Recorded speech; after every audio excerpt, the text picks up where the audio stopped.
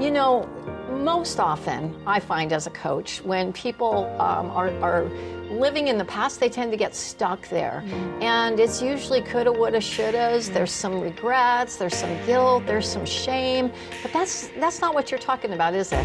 No, absolutely Tell us, not. like, how do you make peace with your past? What does that mean? Well, I think there is an acceptance that your past is your past. Okay.